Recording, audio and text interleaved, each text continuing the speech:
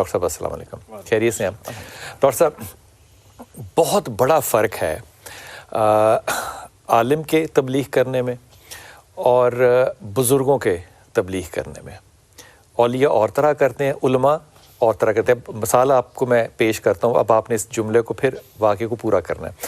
حضرت نظام الدین اولیاء جو تھے وہ ان کی طبیعت ذرا تھوڑی سی ناساز ہو گئی، تذکرے میں واقعہ لکھا ہے۔ تو ان کے ادھر ادھر دیکھا تو کوئی ان کی طبیعت ٹھیک کرنے کے لیے کوئی ایسا سازگار حکیم جو تھا وہ موجود نہیں تھا۔ تو ایک مرید نے آ کے بتایا، انہوں نے کہا کہ ایک میری نظر میں بہت اچھا طبیب ہے، لیکن مشکل یہ ہے کہ وہ طبیب ہے ہندو، تو پتہ نہیں اب اس کے ہاتھ میں شفا ہے یا نہیں ہے۔ تو کیا انہوں نے کہا لائے، اب نظام الدین اولیاء نا، انہوں نے کہا جی لائیں، ہندو ہے تو کیا ہوا۔ وہ ہندو آیا اور اس کے ہاتھ میں اللہ نے واقعی بڑی شفا دی تھی۔ اس نے چند دن حضرت کا علاج کیا اور حضرت جو ہے وہ صحتیاب ہونا شروع ہو گئے، جبکہ باقی سارے حکیم نہیں کر پا رہے تھے۔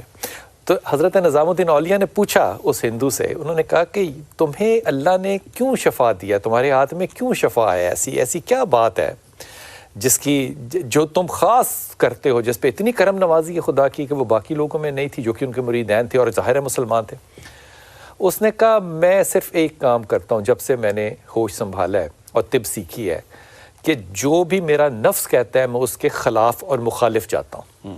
اگر میرا نفس خوشی کے لیے کہتا ہے میں خوشی کو رد کرتا ہوں، اگر میرا نفس بھوک کے لیے کہتا ہے میں کھانے کو رد کرتا ہوں، میں نفس کے خلاف چلتا ہوں۔ مجھے لگتا ہے، یہ وہ ہندو کہہ رہا ہے، مجھے لگتا ہے کہ اس کی برکت کی وجہ سے، اب میں اللہ کا لفظ لے رہا ہوں، اس نے تو اللہ کا لفظ نہیں کہا ہوگا نا، اس نے کہا کہ مجھے یہ شفا جو ہے یہ نصیب ہوئی ہے۔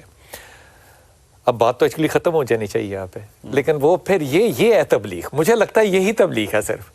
تو حضرت اولیاء نے کہا، نظام الدین اولیاء نے کہا، انہوں نے کہا کہ یہ بتا کہ تجھے پتہ ہے میں مسلمان ہوں؟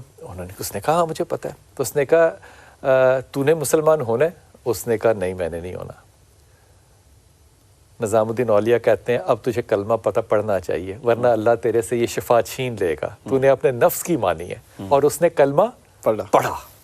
اب یہ جو تربیت ہے، یہ تربیت گاہ، یہ بہت بڑا فرق ہے اس تبلیغ سے جو کہ علماء کرام کرتے ہیں۔ یہ کیا کہنا چاہیے، یہ ایکسپریشن بھی ہے اور ایک موٹیویشن بھی ہے اور یہ ایک ایگزامپل بھی ہے اور ایک دوسرے کی نبض پہ ہاتھ بھی ہے۔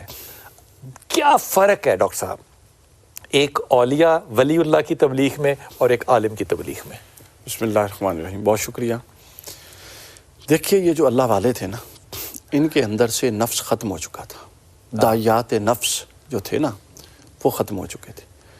اس کی وجہ سے ان کے اور ایک مولوی کے تبلیغ میں فرق یہ تھا کہ مولوی تبلیغ مسلط کرتا ہے، مولوی تبلیغ مسلط کرتا ہے، یہ مسلط نہیں کرتے۔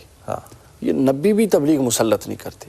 اللہ نے حضور کو فرمایا تھا کہ آپ پابند نہیں ہیں ان کو ہدایت پر لانے کے، آپ پر صرف یہ کہ آپ دلائل کے ساتھ کھول کے بات واضح کر دیں۔ اور وہ اندھا تھا جس نے آ کے پلو کھینچا تھا، کیا حدیث کی طرف توجہ کیا آپ نے، واہ جی واہ، واہ جی واہ۔ اب دیکھیے واہ جی واہ، یہ جو جب آپ دعوت دیتی ہیں نا تو آپ کی دعوت کے کئی داعیات ہوتے ہیں۔ ہماری دعوت کا جو مولویانہ دعوت ہے اس کے داعیات میں اگلے کی اصلاح کم اور اپنی رونت زیادہ اور اگلے کی تحقیر زیادہ کار فرما ہے۔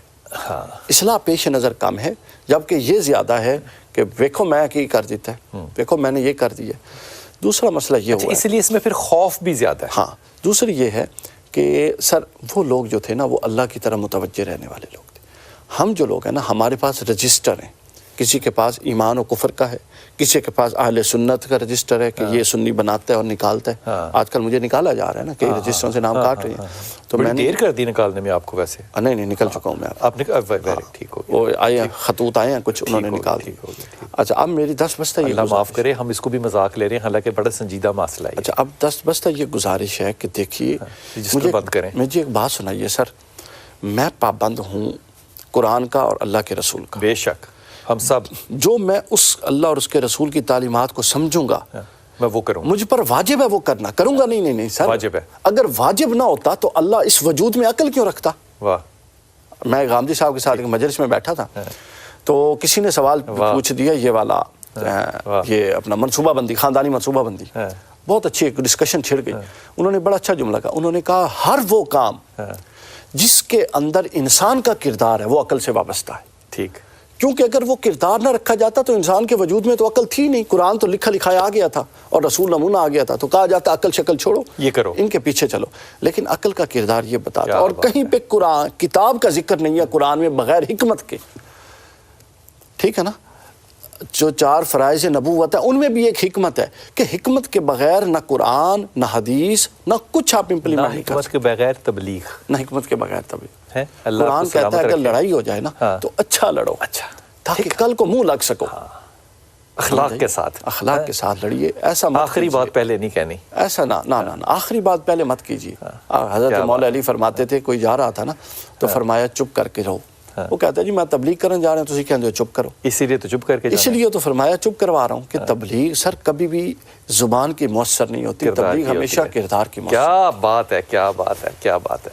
غامدی صاحب کی ویسے جو گفتگو ہے یہ کتنی مؤثر ہے, لیکن یہی بات جو ہے نا, ایمانداری میں بات آپ سے کہہ رہا ہوں کہ وہ لوگ جو کہ عالم بھی ہیں اور اولیاء کے چاہنے والے بھی ہیں, چلے میں ماننے والے کا لفظ پہلے استعمال کرنا چاہ رہا تھا, چاہنے والے بھی ہیں, ان کی بھی آپ تبلیغ دیکھیں گے. اس میں ڈاکٹر صاحب کی تبلیغ دیکھیے بڑی کنسٹرکٹیو ہے, اور حوالوں کے حساب سے, یہ نہیں کہ کوئی حوالہ انہوں نے اپنے گھر سے نکال لیا, وہ ہماری ہی کتابوں سے حوالے ہیں.